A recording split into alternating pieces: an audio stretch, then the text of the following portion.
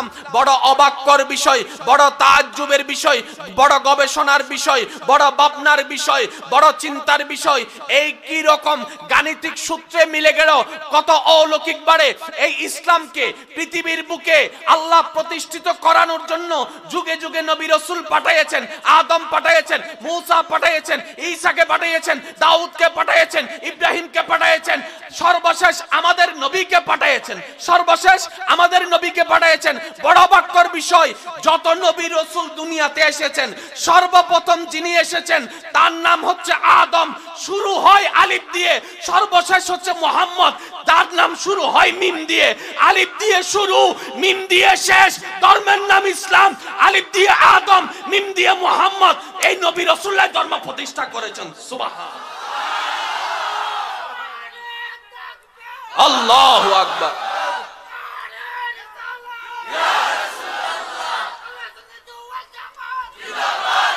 উচ্চ আওয়াজ একবার বলেন মারহাবা, আর একটু জোরে বলেন। আলিফ দিয়ে শুরু, মিম দিয়ে, আর একটু জোরে। আলিফ দিয়ে শুরু, আদম দিয়ে শুরু, মুহাম্মদ সাল্লাল্লাহু আলাইহি ওয়াসাল্লাম দিয়ে শেষ। এখন আপনি কেমন নবীর উম্মত? ভাই আওয়াজ করেন না ভাই, ভাই আমার প্রাণের ভাইয়েরা, আপনারা আওয়াজ করিয়েন না। তাক সমস্যা নেই, চুপি চুপি বসে যান। আপনারা কি একটু একটু সামনে আসতে পারবেন? একটু এই সাইড আসতে পারবেন? ওদিকে যেন একটু জায়গা হয়, একটু সাইড করে দেন। এটা তো আমাদের মাহফিল, সবার মাহফিল, তো একটু নিজ নিজ ভাবে একটু করেলেন না। আল্লাহুম্মা সাল্লি আলা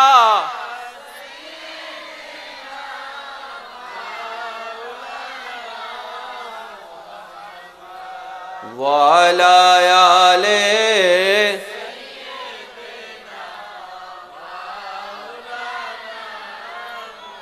আওয়াজটা একটু বড় লাগবে।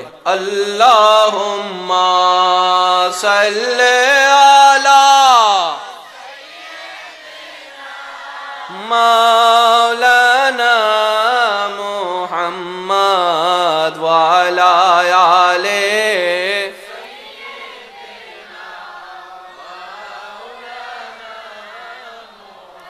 উচ্চ আওয়াজ একবার বলেন আলহামদুলিল্লাহ। আজকে আপনারা যা জানেন সেটাই বলার চেষ্টা করব, শুধু মওলার দয়া নিয়ে প্রত্যেকটা জানার পিছনে একটু গভীরে যাওয়ার চেষ্টা করব।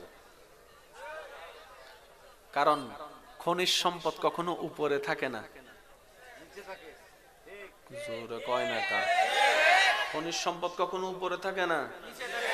ইসলাম তো পেয়েছেন, নাম তো শুনেছেন, আলিফ দ্বারা শুরু হলো কেন, মিম দ্বারা শেষ করলেন কেন, আল্লাহর হিকমতটা কি? আরেকটু জোরে। আচ্ছা বলেন, আপনার হাতের মধ্যে লোম আছে না? উপরের সাইডে আছে না? নিচে? ও আল্লাহ, উপরে লোম দিলা কেন, নিচে দাও নাই কেন? কই দিয়েছি তাও কারণ আছে, দিই নাই সেই জায়গায়ও কারণ আছে। সুবহানাল্লাহর আওয়াজ যদি ছোট হয় আমি কিন্তু ককটেল বোমা মাইরে দিব কইলাম কিন্তু। আরেকটু জোরে কোন সুবহানাল্লাহ। আল্লাহর বান্দা বসে আছে, আল্লাহর জিকির করবে না, আমরা করব না, তার কেডা করবে? আরেকটু জোরে বলেন। আওয়াজ দিয়েছেন কে? শক্তি দিয়েছেন কে? জীবন দিয়েছেন কে? ওই আল্লাহর নামে জিকির করতে আমরা চাই কি চাই না? যে চাইবেন আওয়াজ দিবেন, যে করবেন তার পাল্লা বারই হবে। কারণ নিজের ভালো পাগলও বুঝে, আর আমরা এখনো পাগল হই না। কথা কয় না কা? ও আল্লাহ, উপরে দিলা কেন, নিচে দাও নাই কেন? কয় হিকমত আছে, কারণ আছে। এখন বলেন, শোনার জন্য কি দরকার? শোনার জন্য কি দরকার? আসেনি সবার কাছে? যাদের কাছে কান আছে তারা কথা কইয়েন, আর যাদের কাছে কান নাই তারা চুপ করে থাকলেও চলবো, সমস্যা নাই। শোনার জন্য কি দরকার? আচ্ছা, এখন কান বলতে আমরা কি বুঝি? কয় এই তো কান, এই তো কান। এখন স্যারে যদি কান টাইনা সিরালাই, তারপরও ছাত্র কয় যে স্যার আপনি তো আমার কান টাইনা সিরা ফেলছেন, কিন্তু আমি এখনো শুনতেছি। কেন? স্যারে কয় তোমার কান তো আমার হাতে, ছাত্র কয় স্যার তারপরও শুনি। তার মানে এতদিন কান ভেবেছিলাম এটাকে, এটা আসলে কান নয়, কান ভিতরে, কান ভিতরে, কান ভিতরে, কান ভিতরে, কান ভিতরে। তো এটা কি? এটা কানের লতি। এটা কি? কয় এটা কানের কভার। তো কান কই? এতদিন কান চিনছি কোনটারে, আসলে কানটা ছিল কোন জায়গায়? এই রহস্যগুলা জানার জন্যই আল্লাহ মূলত মানুষ সৃষ্টি করেছেন।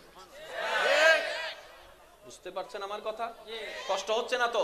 যত সহজভাবে বলা যায় আমি বলার চেষ্টা করছি, বাকিটুকু আমার আল্লাহ পাকের দয়ার ইচ্ছা। এবার একটু খেয়াল করেন, আপনি আমি কেমন নবীর উম্মত, আল্লাহর কত বড় দয়া, আপনাকে আমাকে কেমন নবীর উম্মত হিসেবে শামিল করেছেন। এমন একজন নবী যার কদম থাকে জমিনে, হাতটা বাড়াই দিলে হাত চলে যায় জান্নাতের বাগানে। মন মতো হয় না? আর একটু জোরে। এমন একজন নবীর উম্মত হওয়ার আপনার আমার আমাদের সৌভাগ্য হয়েছে, যার কদম থাকে জমিনে, হাতটা বাড়াই দিলে হাত চলে যায় জান্নাতের বাগানের দিকে। এমন একজন নবীর উম্মত হওয়ার সৌভাগ্য হয়েছে, যার ঘরে, যার চৌকাটে, যার দরবারে, যার কদমে জিবরাইলের মতো ফেরেশতা খাদেম হিসেবে আসে ডিউটি দেওয়ার জন্য। কি কোনো সমস্যা? নো। আজকাল স্টেজে বলা যায় না কখন যে কি হইয়া যায়, কথা কয় না কা? মনোযোগ আছে আপনাদের? আমি কিন্তু আপনাদেরকে বেশিক্ষণ ডিস্টার্ব করবো না, 20-30 মিনিটে শেষ করে দিব। আপনাদের আওয়াজে তো কয়টা হুজুর তাড়াতাড়ি সিটাং যা। এমন একজন নবীর উম্মত হওয়ার সৌভাগ্য হয়েছে আপনার আমার, যে নবীটা হচ্ছে আল্লাহর হাবিব নবী। এখন একটু এডুকেশনাল কথা, শিক্ষিত সমাজ গভীর মনোযোগ। ইব্রাহিম খলিলুল্লাহ, মুহাম্মদ হাবিবুল্লাহ। ইব্রাহিম খলিলুল্লাহ, খলিলুল্লাহ মানে আল্লাহর বন্ধু, হাবিবুল্লাহ মানেও আল্লাহর বন্ধু। আর একটু জোরে, নাম দুইটা ভিন্ন, খেয়াল করেন। খলিলুল্লাহ, হাবিবুল্লাহ, উচ্চারণ ভিন্ন, নাম ভিন্ন, অর্থ কিন্তু এক। কি? হাবিবুল্লাহ, খলিলুল্লাহ, আল্লাহর বন্ধু। আল্লাহর, এসে কথা কয় না, আল্লাহর আল্লাহর আল্লাহর আল্লাহ। ইব্রাহিমও তোমার বন্ধু, আমাদের নবীও তোমার বন্ধু। তাহলে আমার নবী তো ইব্রাহিমের মতো হয়ে গেল, ইব্রাহিম তো আমার নবীর মতো হয়ে গেল। আল্লাহ পাক বলে, বান্দা শব্দ তুমি পড়েছো, আবেদনিক অর্থ তুমি জেনেছো, বন্ধু বন্ধু বন্ধু। ওরে আল্লাহর বান্দারা শুনুন শুনুন, আল্লাহ পাক জানান, বান্দারে শুধু আবিধানিক অর্থ জানলে হবে না, পারিভাষিক সংজ্ঞাটাও জানতে হবে, পারিভাষিক সংজ্ঞাটাও জানতে হবে, পারিভাষিক সংজ্ঞাটাও জানতে হবে। খলিলুল্লাহ কাকে বলে? বলে যে আল্লাহর বন্ধু। হাবিবুল্লাহ কাকে বলে? বলে যে আল্লাহর বন্ধু। তো পারিভাষিক পার্থক্যটা কি? বলে যে খলিলুল্লাহ বলা হয় এমন বন্ধুকে যে নিজের জীবনকে উৎসর্গ করে আল্লাহকে সন্তুষ্টি করতে চায়, আর হাবিবুল্লাহ বলা হয় এমন বন্ধুকে যাকে স্বয়ং আল্লাহ নিজেই খুশি রাখতে চায়। সুবহানাল্লাহ। আর একটু জোরে। খলিলুল্লাহকে যে আল্লাহকে রাজি করতে চায়, হাবিবুল্লাহকে যাকে আল্লাহ রাজি করতে চায়, খলিলুল্লাহকে যে আল্লাহ সন্তুষ্টির জন্য কাজ করে, হাবিবুল্লাহকে যে আল্লাহ যার সন্তুকে রাজি করার জন্য ওয়ালা সাউফা ইউতিকা রাব্বুকা ফাতারদা আয়াত নাজিল করে দেন। সুবহানাল্লাহ। এখন একটু খেয়াল করবেন, আল্লাহ পৃথিবীতে যতগুলা নবী রাসূল আছে সবাইকে ভালোবেসেছেন। আল্লাহ ভালো না বাসলে নবী হইল কেমনে? আচ্ছা, নবী যারা হয়েছেন, শিক্ষিত সমাজ গভীর মনোযোগ, তর্ক বিতর্কের নাম ইসলাম নয়, মোহাব্বতের নাম ইসলাম, মোহাব্বতের নাম ইসলাম, ধাক্কা ধাক্কি গুতাগুতি ঠেলাঠেলির নাম ইসলাম নয়, মোহাব্বত নিয়ে কোলাকুলির নাম ইসলাম। যারা নবী হয়েছেন ওনারা কি যোগ্যতা দিয়ে, পরীক্ষা দিয়ে পাশ করে নবী হয়েছেন নাকি আল্লাহ বানিয়েছেন? আমি আপনাদের থেকে শুনবো, আপনারা যেটা বলবেন সেটা নিয়ে আমি আগাবো। ওনারা কি পরীক্ষা দিয়ে আল্লাহকে রাজি করে নবী হয়েছেন? আল্লাহ নিজে থেকে বাছাই করেছেন। এখন আমরাও আল্লাহর বান্দা, আদমও আল্লাহর বান্দা, আমরাও আল্লাহর বান্দা, মূসাও আল্লাহর বান্দা, তাহলে ওনারা নবী হলো, আমরা হইলাম না কেন?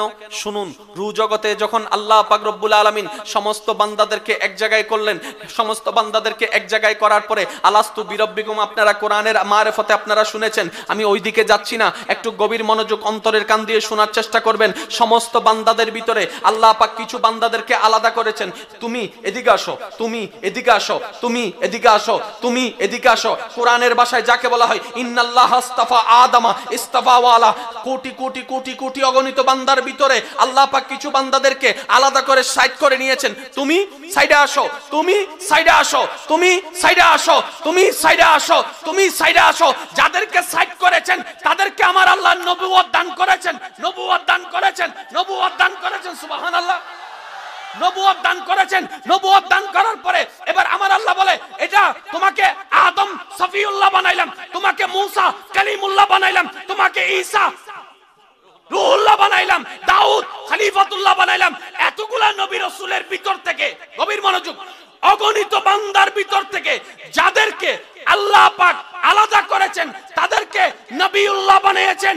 আর সেই সমস্ত নবী রাসূলদের ভিতর থেকে যাকে আল্লাহ আলাদা করেছেন তাকে হাবিবুল্লাহ বানিয়েছেন। আদম থেকে ঈসা ইস্তাফা ওয়ালা নবী, আর আমাদেরটা হলো মুস্তাফা ওয়ালা নবী। আদম থেকে ঈসা, কোরআনের ভাষায় ইস্তাফা। আরেকটু জোরে, আদম ইস্তাফা, মুসা ইস্তাফা, দাউদ ইস্তাফা, ইব্রাহিম ইস্তাফা, ইসহাক ইস্তাফা, ইব্রাহিম ইস্তাফা, ইউনুস ইস্তাফা, ইস্তাফা ইউনুস ইস্তাফা, আপনার ইমরান ইস্তাফা। মুহাম্মদ যখন আসলো আল্লাহ কয় ইস্তাফা নয়, মুস্তাফা। একটু জোরে, আমরা ওনার গুরু, আমরা ওনার গুরু। এখন মুসা নবীর উম্মত একটা এখানে আইসা বাপ দেখাইতেছে, কয় সিনোস নি বেটা আমি কেডা? আপনার এলাকার ছোট ফুল একটা কয় কন না কেডা, পরিচয় দিলে না কইতাম। কারণ একটা জায়গার একটা বাবা আছে না, আমি এমপি সাহেবের ফুত, বাপ তো আছে, তো উনিও আইসে আর কি হেই নিয়তে